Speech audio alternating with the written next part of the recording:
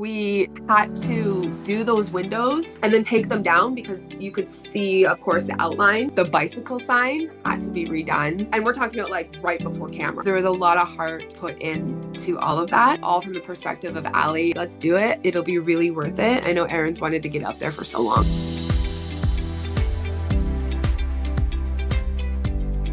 Hi, everyone. I'm so excited for you to watch or listen to my chat with Sarah Mabberley, When Calls the Heart production designer. We're talking all things season 13, and there is so much to talk about that I actually broke this podcast up into 2 parts. So whatever part you're listening to, just know there's another part out there and you're going to want to hear it all. Hi, everyone. Welcome to the Heart in Motion podcast. I'm so excited to be chatting with Sarah Mabberley today. Hi, Sarah. How are you doing? Hello, I'm so well. Thank you for having me. Welcome back.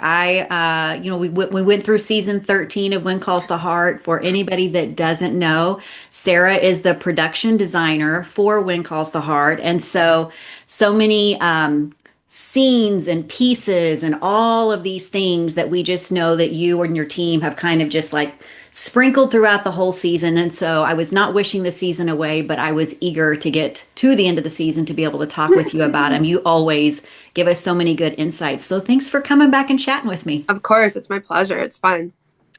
So we've talked before when you figure out kind of where the season is going to be going. You don't necessarily get everything, but you get kind of like this overarching, here's how the season is going to unfold. When you kind of got that layout, what were some of those big moments, big things that you were like, immediately, we've got to go to work on these things? I think really it was the fire. I think that was going to obviously be such a key through storyline for the season.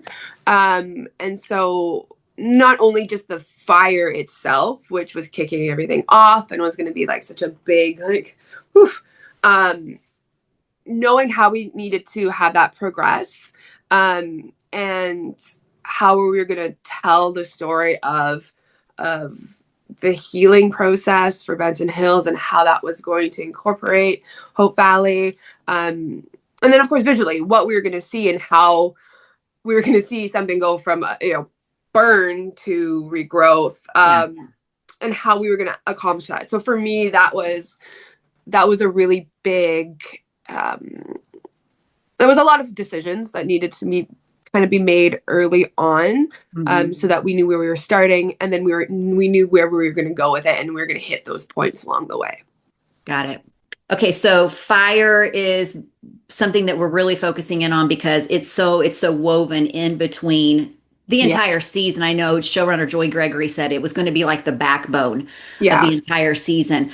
Can you kind of refresh everybody's memory, maybe people that haven't listened to you and I chat before, like as a production designer, when we're talking about this fire story that's going throughout, what does your team, what's that involvement look like, those big rocks, as far as what a production designer does? Yeah.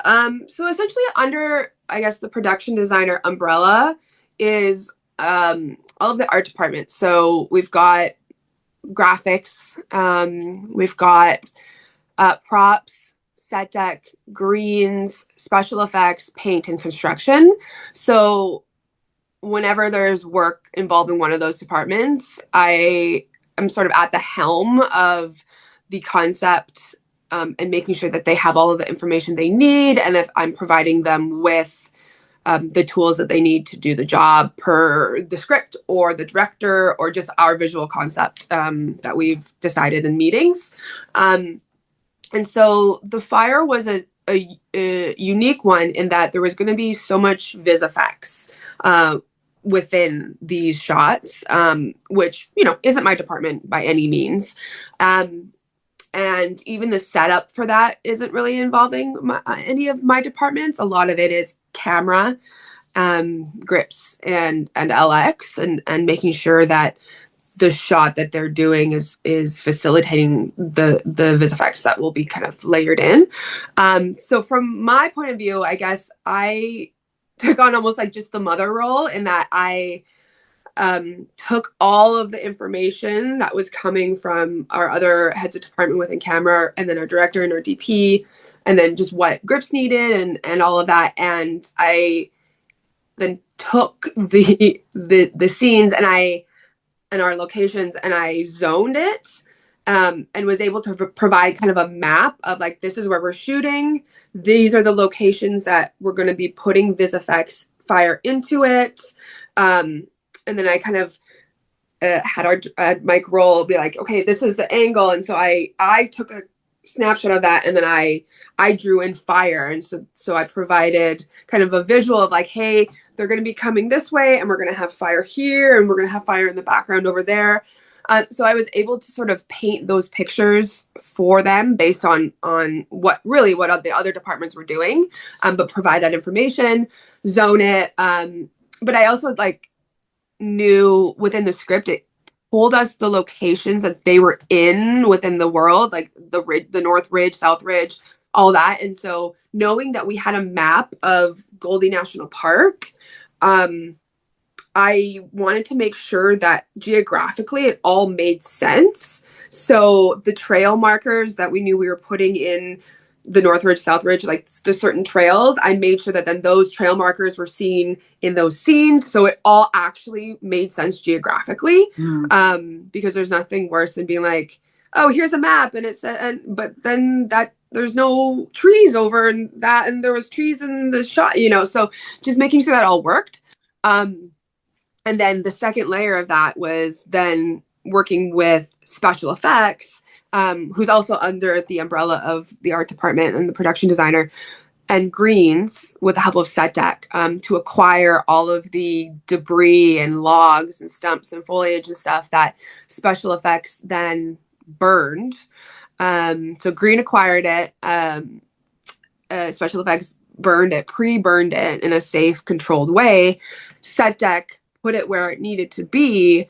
And then special effects also had their smoke lines put throughout the perimeter of where we were shooting. And then they had their fire bar too for some of the closer up shots that we put the flame bar in front of the camera. So, and then on the day, it was just special effects, greens, and Set Deck that were, on the ground, boots on ground, moving everything as needed and making sure that the smoke was contained in the area that it needed, and that we were using the flame bar. And then we had our VisFX coordinator on set being like, this is where we're doing it. And so that they could paint the picture with the actors. Got it. Yeah. So it was like very, very detailed. Lots went into it. So many hands. But I would say for my part, it was mostly facilitating the look, and then making sure everything was on set that Mike Roll and the actors needed. So when you look at something like, give us a comparison, when you look at something like creating the mansion party last season and the amount of work that went into that, how would you compare that workload to creating this episode with all of the fire stuff going on? And I know those are very different. Yeah. Just like the collaboration and the manpower and the hours. Is there any? Honestly, I would say it's very similar.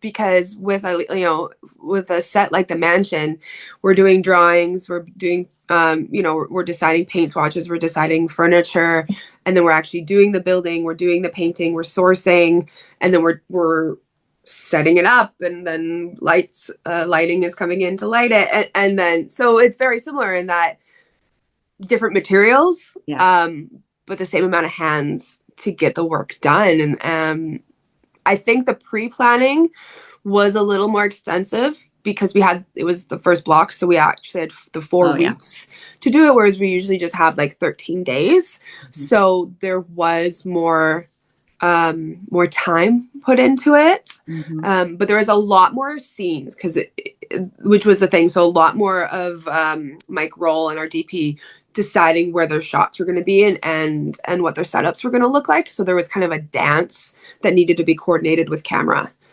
which is a lot more than inside a room. Plus there's no horses inside the ballrooms. That too. Making sure it's safe for the horses was a big one as well. Absolutely. We had to go in with greens and say like, this needs to be a little bit more level. We need to get rid of this debris. This is like going to be a runoff, so we have to clear this so that the horses can go. And so yeah, a little bit more coordinating and planning on that in that regard. But yeah. So a big difference with something like, if we can just jump right to it, the proposal up on a water tower is you're at the end of a season. So it's not like, it's something that's early on where you've got some of those extra days to start planning. So Yeah. I'm curious, like the role that your team played in that, but also like how early did you find out, hey, we've got this idea, and then all of the teams start coming together to see like if this is even going to be possible? I believe it was block 4. So we do 6 blocks. Block 4 was when we found out the the overall like concept for it.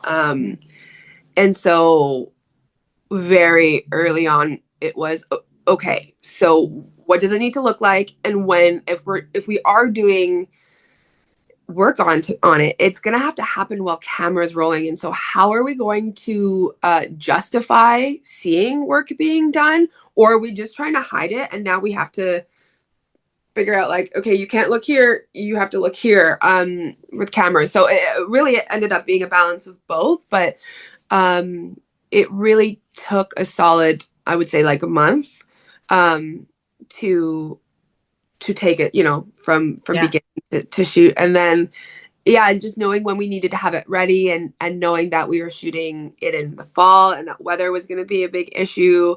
So we did have to do a lot of pivoting to make it be what it deserved to be.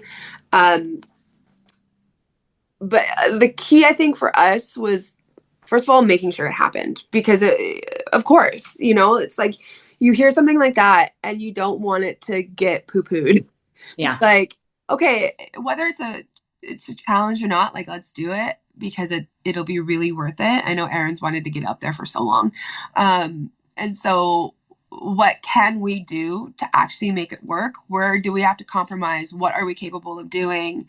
Um, I think we obviously started really big, without changing truly the heart of the water tower, because it's such a key image of a whole valley. So we didn't want to change it too much, but we wanted to make it safe, of course, first and foremost, and practical, but justify those changes, because there's nothing that I despise more than no reason for a change. Yeah. So Yeah. I think the obvious, which was both practical and well for the story, was it just needed safety upgrades. Yeah. I'm not sure. I'm not sure how much of that like made it into the actual story, but seeing them It doing, did. okay, yeah, seeing them Yeah, it was do, amazing that going back now and watching it, you're like, oh, when they were there, and it made it's such good sense. It was like after we learned, we've learned what happened with Benson Hills, we need to make sure we're prepared as a yeah, community. It played out so well. good, good, good. I figured it would, but like sometimes you can like uh get the meaning and like purpose in your head and you're Yeah. like, oh, this is my reasoning, I hope it actually was what was on camera. But that was truly it, was like, this is our water tower, this is where we're getting the water. If there's another fire, like we need it to be safe. And so I think it really beautifully justified the upgrades that we were doing to the water tower without it changing, and or changing the profile. um uh, uh, you know, it I think turned out really. I'm glad that we didn't go as big as we wanted, because it was going to be 360 Oh, platform. We were going to like have the stairs come up through a platform as opposed to on the side. There was going to be a hatch, so there was like a bunch of different. I spent a lot of time drafting this in my CAD program, lots and lots, and then of course it's hard for a director just to get up there and start planning their shots. So making sure that I was able to provide them like, this is approximately what it's going to look like, um, and which is great. You can do that in the programs that I use. You can use your perspectives. I think one of the, I don't want to say surprises, but the reality of when we told everybody like, hey, when you're up there, it's not really that great to look on the roofs. Like, it's not nice. Um, the weather beats that town to shreds. Um, we're replacing shingles more like at an exponential rate. Yeah. And so we had to like be really diligent to make sure that we were doing, it wasn't just that bill that was doing any of the repairs or any visual upgrades that we needed to do to make sure that it actually looked beautiful and not just like and so I'm really proud with where that ended up and how we managed to, as a production, pivot and work together in order to accomplish the end goal. Yeah. So I think it was really worth it. Um, there was no fighting, and we all got along really well. Everyone knew what everyone else needed. Like working with Martin and uh uh our And directors. Kristen. Yes, Kristen. Yeah. Like being able to like, hey, I know what you need. This is what we need, and they're like, not a problem. We'll Yeah. swap. So I just love that part of the show. Not to say it's not on other shows, but just having that open dialogue and that kind of communication and making it all come together as a team is really nice. And I mean, Chris, who's the head of our construction department, is just a man of so many skills. And he was able to just bang that out with his team. And Shay, head of paint, color matched all of those beams so beautiful. And like he was literally up there doing every single nut and bolt. And there's so much care that goes into it. It's really easy to throw something like that up and be like, whatever. We'll probably won't see those nuts and bolts on the back, but Shay was like, well, no, but what if the camera wants to come from behind? And I'm like, no, absolutely. Like, that's incredible. Like, Yeah. thank you. Yeah. Thank you for, and half the time I don't even have to say those things to them because they're just such professionals, and it literally couldn't have gotten done with anyone other than those specific humans, Yeah. Yeah, really beautiful. So is the platform going to stay? No, I I'm I'm personally okay with it staying Yeah. because it shows the growth of the town, and like we were able to justify why we did that change. Yeah. But I don't necessarily It, get the final it'd be say. weird if it went away. I agree. I think it would be very odd. I mean, we've seen weirder things happen on camera, on TV and film, so um I'd be interested to know how all of the Hearties feel about it, because I know that we did ultimately change the profile. It's not the original. As much as it is the original, we've added to it. Yeah. So I kind of want to know how everyone feels about that. I kind of think it's cool now if you think about it. Like when you see the water tower now, you're going to think of that proposal. And I think that's Yeah. just, Yeah, it's just extra special.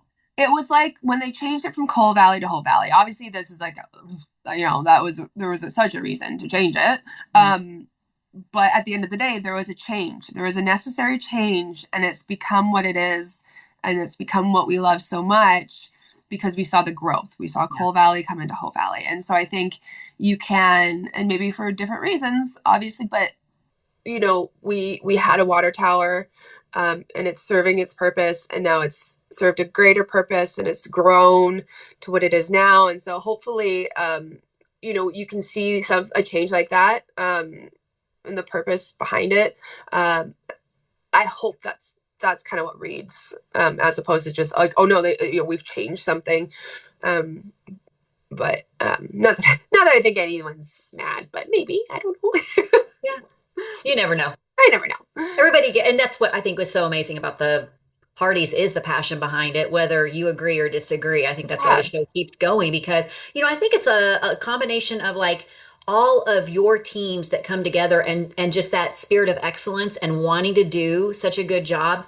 And then pair that with a fan base who appreciates it, whether they have strong opinions or not. I mean, I think that's why the show is Yeah. so successful. So Yeah. yeah. I agree. And I think it's important. I think growth is important because I think it ultimately is part of the soul of this show too, is to see the growth of these humans, Yeah. whether it's physically, like we've seen with the kids, emotionally, like we've seen with Gowan, whatever it is for each individual character, we've seen growth, and change comes with that. And it could be bad or it could be good. But I think you can always see the good. And I think we have to be able to match that. There in a show like this, there has to be a story to it for sure, because we're making TV. But you have to remember that life breathes, and things don't stay in one place the same Yeah. for seasons and seasons and seasons. You got to move it. One of the first new sets for us this season is the Thornton Boarding House. So when you start dreaming this space up, what were some of those things that you're like, these things have to be in this set? Yeah, there was three things. I wanted to move the fireplace. Because we all know it's the judges when you see the fireplace. Yeah. I wanted wallpaper.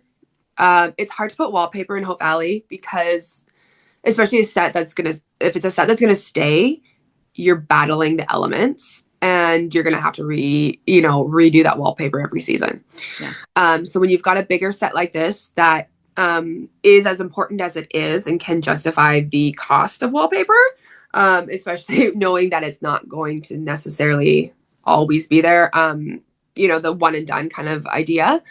So wallpaper, I wanted wallpaper, and I needed to change the windows because, again, you see those windows and you see the judges. Yeah. I both love and dislike very greatly working in the judges because it's such a set that is, we know what it is. Yeah. So trying to creatively change that space, sometimes 2-3 times a season, is exhausting, and your brain can go like a little bit. Yeah. So, I knew that in order to take us out of the judges, and it's funny because I look at it and I still see the judges, and maybe some people do, maybe some people don't, and that's still okay. It's part of the fun of it, like name that set. Always trying to figure it out. And I think you could have easily fooled people to not know that that was the judge's office. We also didn't really know too much at the time of how quickly we were going to be shooting it, and that if it needed to go back to the judges. So that was a bit of an element that I wish I'd known like earlier, that we actually were going to keep it up almost the entire season. So I would have actually done more to it. Like I probably would have restained like the wood and the ceiling and everything. We did paint the ceiling, but the wood beams in there, that's really hard to bring back quickly to the original judges. So you kind of have to like deal with it staying the same, because of our timelines. So knowing that it was up for that long, I was like, I would have changed even more, because our timelines can really dictate how much work I get to do in a location and in a set. As it was, we had to do those windows and then take them down because you could see, of course, the outline of the arches from the outside. So when we there was a bit of a back and forth with those, but that was completely manageable because they're just facades that got put on front and then removed, and that was okay. The one element that I also wanted that didn't get put in is I wanted like really beautiful doors into our hallway. Got it. But we could not find doors to fit. We couldn't. And again, that was one of those ones we would have had to like rebuild a frame and time and everything. That was a bit of an issue. So we didn't get to change that.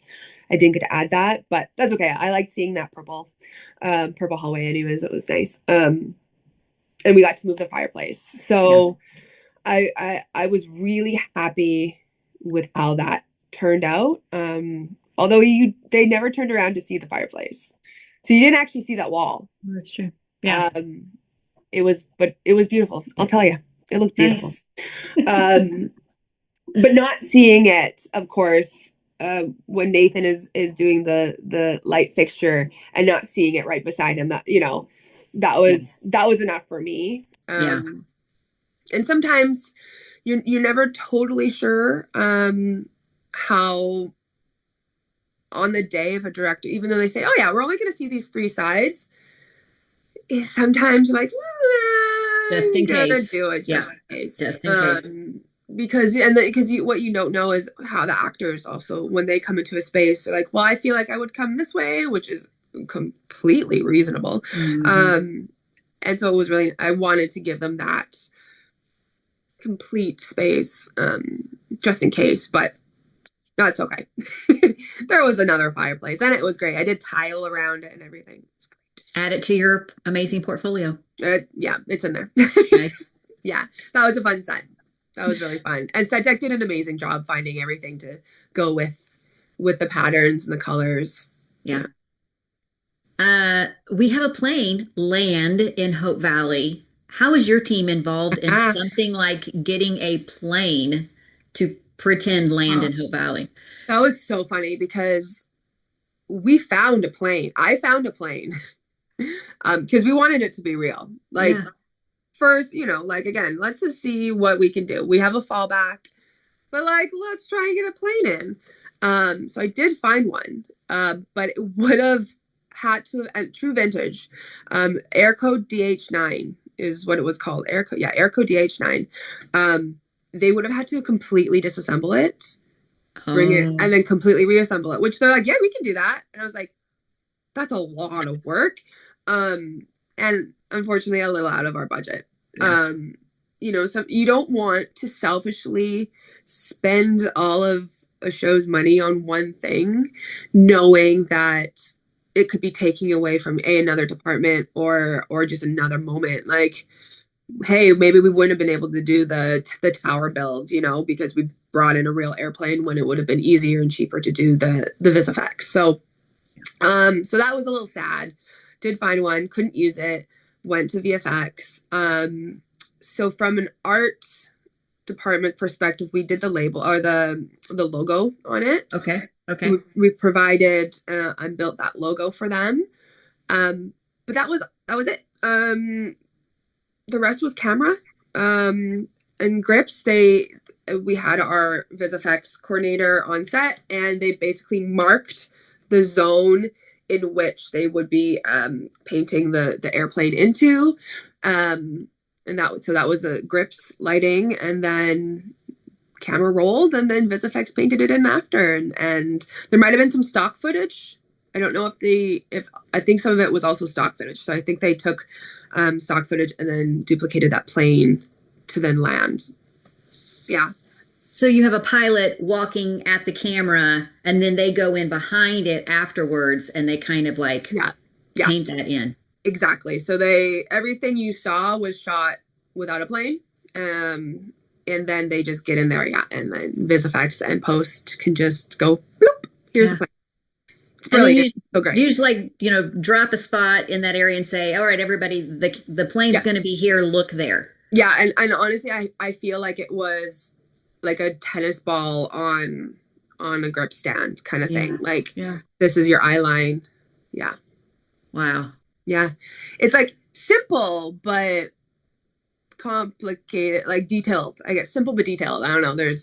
It's crazy how that can just happen. VisFX is like, it's easy, and then we're like, Yeah. Well, especially when you're like, okay, if we go that direction and can save money, that's money that we could put somewhere else. totally. That, especially when that's so early on in the season and maybe Yeah. something comes up that you need that money for when you got to build a water tower, right? 100%, because yeah, that was the thing. It was the thing with the water tower is once you start fixing, it's like renovating an old house. You're like, I open that wall up and I have no idea what's there, and Yeah. ends up with usually costing you twice as much as you think it did. So yeah, you gotta be a little frugal sometimes. Oh, yeah. Yeah. Wow. Yeah. That's crazy. We're also trying to figure out how to get that pilot back in season 14. So just wanted to throw that in. Yeah. Maybe that'll be an Easter egg. Maybe I'll get like a little, like we'll put a picture frame of him just somewhere. That was a fun running joke. We even mentioned it to Joy Gregory. We're like, hey, we like the idea of the pilot. I mean, there's a connection. It's not a pilot from nowhere. No, Literally, there is a there's a connection. connection. There is. There is. Yeah. So There you go. Oh, goodness sakes. All right. So Mike and May, they get to go back to the place where we always joked last season about, okay, they're upstairs above this and they're sharing a room and all of that. You get the opportunity to come in and just create this space, which was just, I mean, it was so fitting for them and who they are. So what were some of those choices and things that you were really excited about bringing to Mike and May's space? Yeah. This was actually something that I knew earlier on too. It was one of I think I found out about it before we started prep, and so I started drafting because my true dream was to turn like what we use as their backyard, or I guess front yard. Sorry, their front yard, but on the back of that Yeah. yellow building, actually finally make that a set and not just facades with no Yeah. roof.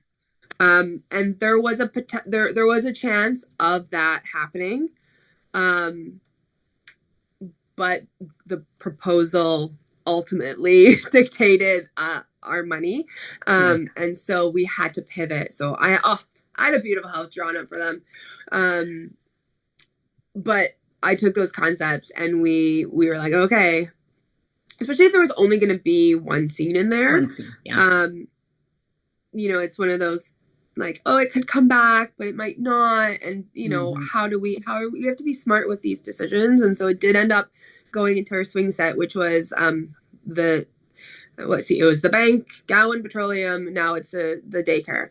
So we used that set, which we'd obviously seen before. We saw that set as their house before when all went to heck. The And water yeah. fiasco, right? Yeah. So, I knew I had a basic plan there. But I was like, okay, this is a project that Mike is, heading. I think he's gonna give it his all. He's a man of many, many hats. And I think every season we discover he's good at something new, or at least doing something new, whether That's he's good it. at it or not. That is it.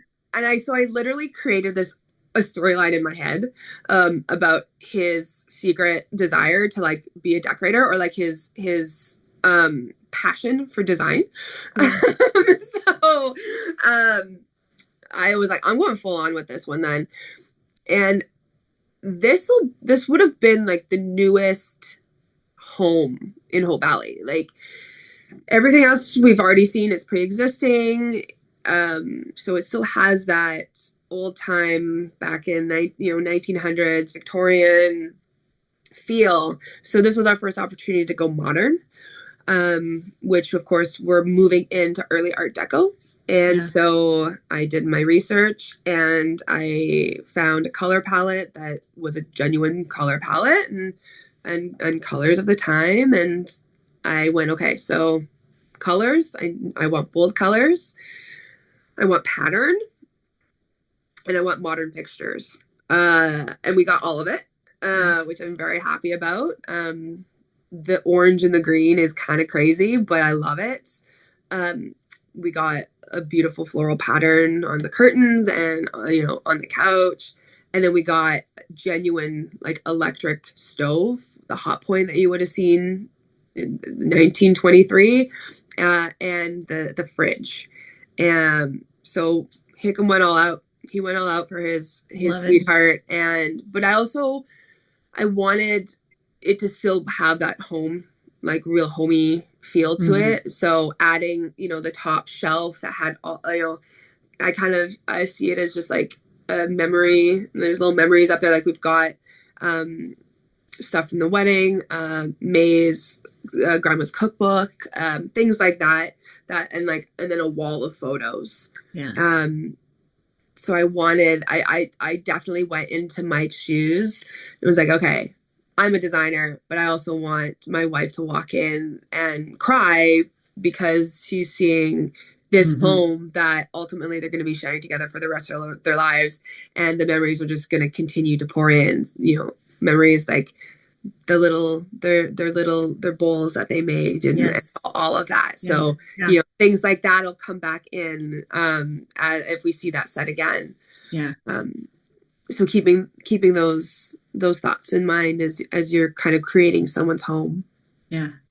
So Sarah, when you've got Jamestown, you've got all of those facades and buildings to work with, what are you guys allowed to change throughout the season and what are you not allowed to touch? I mean, ultimately, from a set perspective, with respect to like the McKinnis's, we're allowed to change really whatever we want. Um, we're given a lot of freedom to be able to do that, because ultimately, whatever we do is going to be an upgrade. Yeah. Um, Okay. and but I'm very careful. Again, I don't like to change things for no reason. Right. And so I haven't done too much lately because there hasn't really been a reason. We saw the change of this was one of those things that became a really bigger thought, and we had to think about it a lot more when we found out about Goldie National Park and the visitor center, because we knew we didn't really have another set that we could go into that was like interior exterior. Mm-hmm. There's nothing available. We would have had to have built something, and then where do we build that? And it really only could have lived in that area because that is such Mm-hmm. a like the central heart. It also had to accommodate all of these scenes plus all of the Benson Hills coming in and the donation center. So there was so many elements and so many boxes that needed to be checked. It was originally written as some place that you go inside, and I had to kind of like be like, ugh, I don't like to knock this down, but I think like here's an alternative. Let me know how you feel about it. So it did really become like now we have to change the taxi stand to make it the visitor center, and then allude to the stagecoach building as being something you will go into. We're just not Mm, going to go into it. got it. So this is all set up on the outside because this is the grand opening, and so we've brought it all outside. This is almost festival style. Let's bring it out so that it's just there for everyone to see. And then of course we did change. We put pictures of the park in the windows of the stagecoach, and like a little open sign on it when the grand opening happened, to hopefully allude to the fact that this is somewhere you could go into, and this is the Right. visitor center. We've just created this kind of outdoor celebration for the grand opening. Got it. So it'll be a question going forward, um, the state of that in season 14. I'm not really sure what that's going to look like. I definitely have some ideas, uh, so we'll see. But I think in a situation like this, it dictates a Uh-huh. change. And it's so when you're presented a bit of a problem or a little bit of a speed bump, you have to think about the real estate that you're given Mm-hmm. and how to best use it and how it's best going to serve not just like the scene, but the rest of the season Yeah. going forward. Yeah. Yeah. So you have something like Mike and Mays, which, they're sitting on the couch. A lot of the stuff that we see, we're just seeing. And then you move to something like an interactive scene where we've got, the students out and they're doing the obstacle course. You design something like that when you have that going on and, kids are going to be jumping all over that. We're doing a bunch of testing and getting ready to make sure that this is actually not just going to look good, but work good. Oh yeah, no, we made Matthew, our assistant set decorator, run that course. Nice. Yeah, I've actually got pictures of that's on like tech survey, and he's laying down and be like, okay, would this work? And Yeah. no, it's absolutely true because it's like there's just a lot of things that you have to consider. So safety, of course. So when we were looking for like those barrels, we had to make sure we found bigger barrels. We couldn't just use what we've got on the street because those are very old. Um, who knows if you cut yourself what you might get. Yeah. Tetanus. Yeah. um, so we had to find brand new, safe sanded down big enough barrels for kids to get through. And then things like the hay, knowing that some, allergies and things like that. So making sure like you cover that. And so just the little details. And then the crawling underneath, we really had to take in consideration costumes, because weather, we have no idea. But regardless, grass stains are not a costume's best friend. And I love Barbara dearly, so I would never do that to her. And so making sure that those thoughts are there, that you have to consider all of these different people and elements whilst making it look good and kind of practical at the same time. But absolutely, I did not run it myself. My knees would not allow it. Matthew had no choice. We made Matthew and Nat and Sadek do it. Nice. Nice. Well, it was fun. It was a lot of fun. And yeah, it was fun. And it was one of those where it was like, it was so well done with all the different pieces, but yet it still felt like something that Nathan and LJ would do together and build, like not grandiose, but neat and just. Yes. Yeah. Yes. That is really always kind of a key thing for me. And it plays also like in Oliver's birthday party is, what have they got standing by? Like, it's one thing to know that you're going to have this big party in 2 months and things can be ordered from Union City. But then you have these spur of the moment ideas. And so they're just going to use what they've got lying around. Yeah.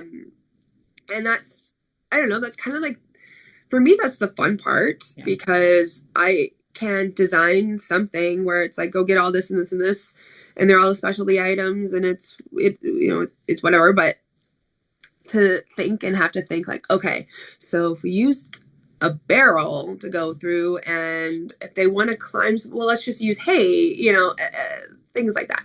Yeah. It's a lot more fun. And like, instead of, they're not going to necessarily have a bunch of tires laying around. Usually that's what you do. You hop through the tires, like hopscotch through the tires. It's like, okay, ladders. They've got a million ladders laying around. So being able to be creative in that sense. Mm-hmm. And then we painted some stuff so it looked bright and colorful. And it was that's one of those little things where it took a lot of thought, but not a lot of effort. Although I will say finding those barrels was very hard, and Anna was pulling her hair out a little bit. It's hard to find barrels that big, that are like, don't smell like alcohol and things like that. But the payoff is huge, and I love that. You mentioned Oliver's birthday party, not your first big birthday party at all. I mean, I loved watching how you designed Allie's, and now we swing and we've got Oliver. So what were some of those big things that you're like, I want these things to be a part of Oliver's birthday party? And also challenges, Allie's was indoors, and now we've got Oliver's outdoors, and I'm assuming we're in the middle of summer when this one was shot. Yeah. It's funny because it's either too hot or too rainy. There's no real great in between, or windy. We get hot, we get windy, we get rain. Like that. Yeah. Those are our seasons, here. And, so yeah, we all kind of panic when we see something outdoors, because we don't have that control. And then of course the backyard, we also then know it's not a big piece of real estate. It might seem big, but there's a lot of limitations, especially with the amount of people that were going to be there. Which then you don't want to say, hey, can we not have all of these people? Because that eliminates a lot of the purpose of the party. Like, it was for Oliver, of course, but it was really a bringing together of everybody in these 2 communities.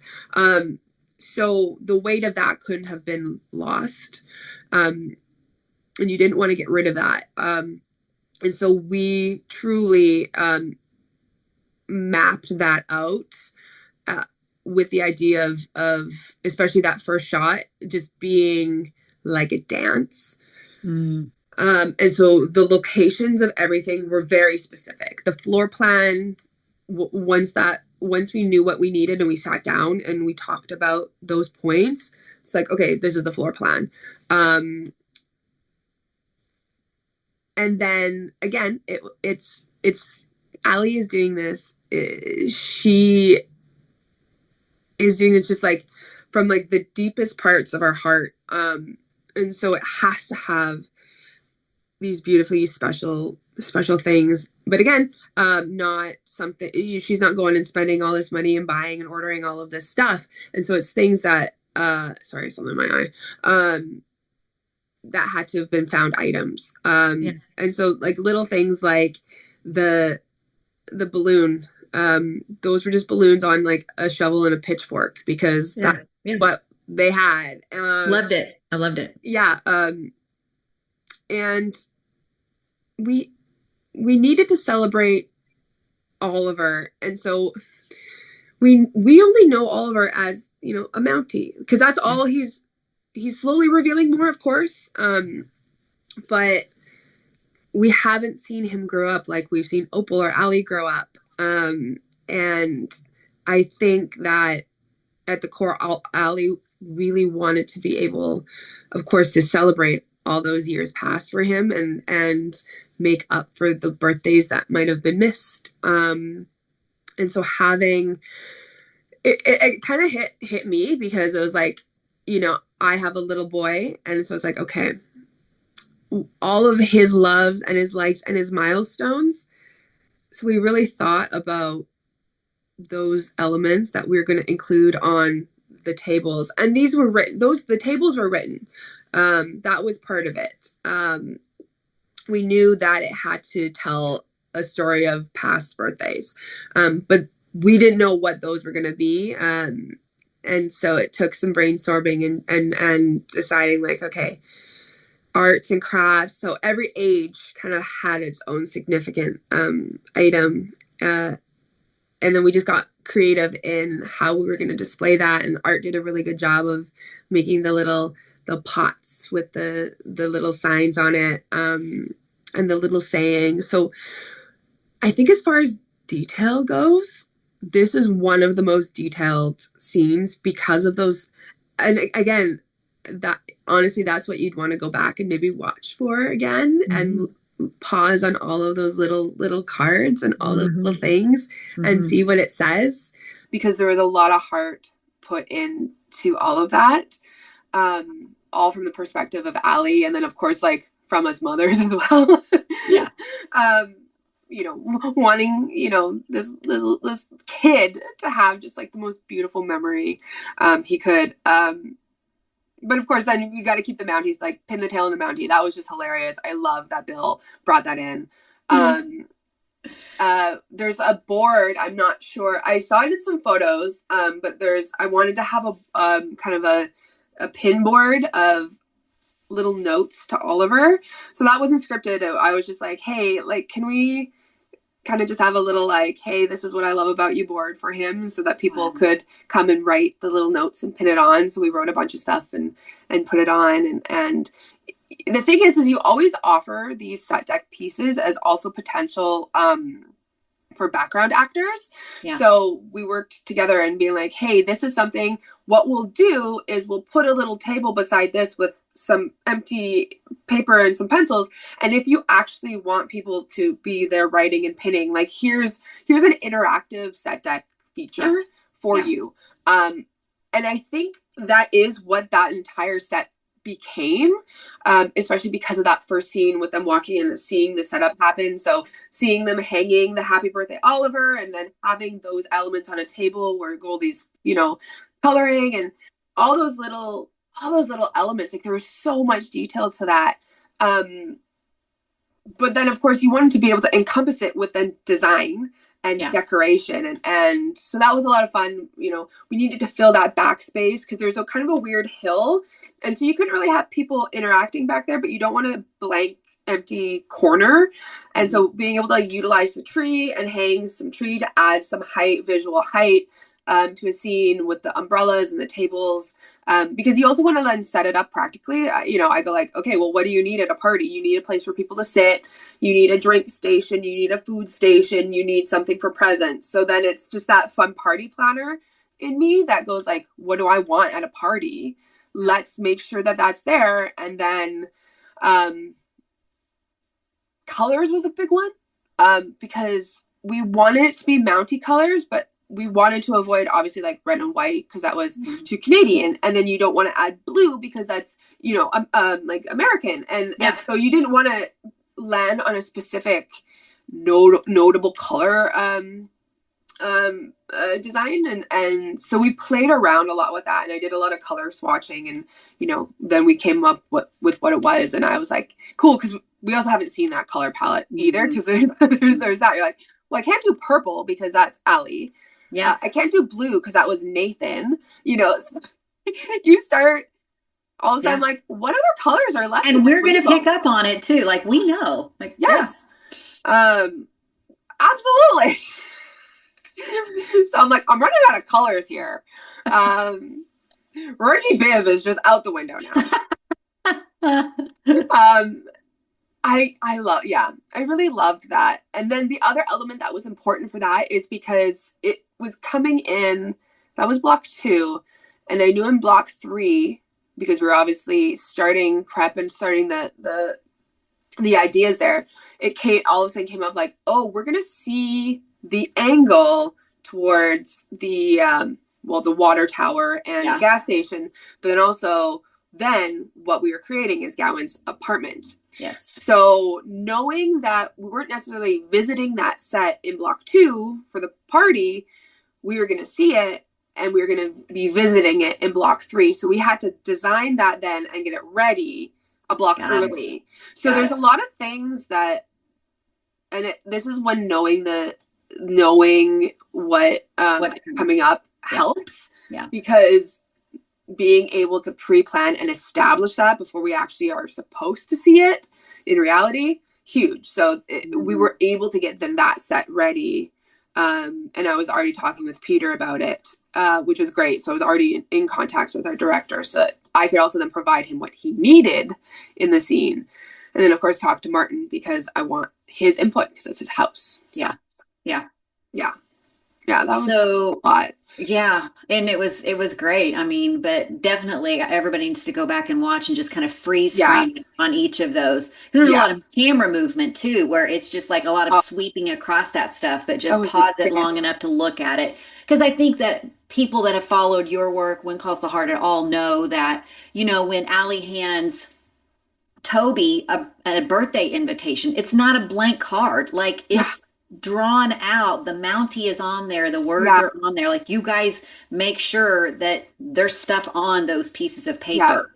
So there's no blank paper really on that set. Sometimes if we need big stacks and we know we're not going to see it, but because it's important, because you also never know when an actor is going to make an acting choice that reveals something.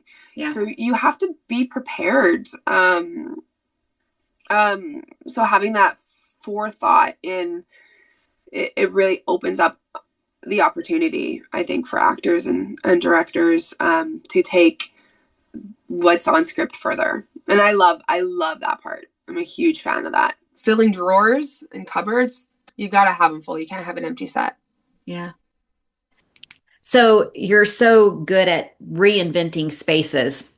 We see we've got this building out in the middle, I'm sure, of McGinty's, it's out in the McGinnis farm somewhere. I've seen it actually when I've been out there at Jamestown, and you guys turn it into like a gas station area. Yeah. Talk a little bit about that, because it's always fun for me to see how you guys can take something and totally just like reinvent a place that we've seen before. Yeah, that's right across from, it's just a little outbuilding right across from the corral. The back of it is our where all of our trailers are. So just behind that is there. So it's on the edge of set, technically. Yeah. And the last time we saw it, it was the tack house. When LJ is riding. Yes. So when they're there and they're leaning on the fence and he's on the pony, that's what you see in the background. So it's the same building. And we did this with Peter, and Peter is he's a car freak. Like he's obsessed with it, like vintage and everything, which I love. Like it's such a fun little tidbit. Like he always wants the motorcycle in his blocks too. So it's like he brings this element that is just so much fun. So I can't remember who thought of the idea. I'm just gonna take credit for it for now. Good. He could have said, "Hey, what about that building?" Part of me feels like I did, but I don't know. I'd have to text him. I don't. I'll just take it for now. Yeah, he knew what the scene needed to be, and we wanted it to be something we hadn't really seen before, but we didn't want to build something, and so there was and so this building just ended up kind of being perfect, and it's so overgrown and falling apart. So I came up with the concept. Greens came in and just cleared as much as they could to give us the space and to make us actually see the building. And then I had construction come in and fill in some of the panels, and paint come in and color match and all of that, and make it like safe structurally on the outside, but like also wanted still some of it to be a little torn down, because it is just meant to be like a little rinky-dink gas station on the outskirts of town. And then we made the sign, and the one thing I told Satek, I was like, moss. I want to see moss. Make sure it's just on the sign. Like let's give it these layers. And so really we just took like a bare four wall building and added all of those layers with art and set deck and paint and greens to give us that feel, and that kind of like grimy feel. And it, of course, like it's a gas station, but it's also a mechanic, because these places did everything. It was a one and done, like one stop shop kind of thing. So we brought in the other car to make it look like it's being worked on, and then it was so great.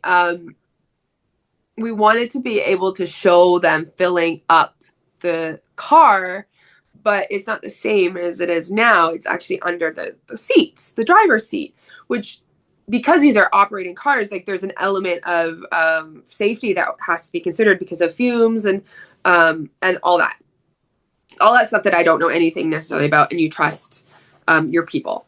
And so we wanted ultimately, like, we're like, okay, well, the hand has to be somebody who's part of like the transportation department. And then Peter's like, no. Let's just get him in the scene. And we're all like, okay. And then we didn't really talk about it again. And then it kept coming up, and Peter kept like making that suggestion. And then finally, like, yes. And there you see in the scene, just sitting there. It was so good. Peter sent me a picture of them on set with him there, and it was like, this is so great. I love when like the crew gets their camera time, just like Joe did during the movie, that scene. So great, loved it. So that was a really fun. And then honestly, we repurposed our gas, not gas tank. What's that called? Gas pump. There we go. We utilized that. So, funny story. Our original gas pump got stolen between seasons. We have no idea where it is.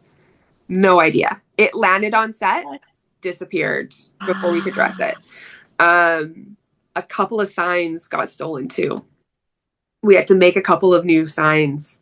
The bicycle sign had to be redone. And we're talking about like right before camera. Like, it was a bit of a disaster. Not a disaster, because you can always, like, we got it controlled, but like, so somebody somewhere has our gas pump. So we had to get a new one. And we found a guy who makes them. And so that one is like kind of, unfortunately, it's not a genuine vintage, but he makes, lookalikes. Yeah. But of course, it has the big glass thing on top. And we knew that was just not a smart thing to keep on top of the gas pump. in Hope Valley because the wind will knock it over. A million things could knock that gas pump over, and that's going to smash, and then that's a continuity issue. And so we chose to dress it in without that piece for the entirety of the season. But when we're like, hey, let's repurpose this, give it new decals, like wear it down so it looks old, and then let's put that glass piece on it so it looks like a different gas pump.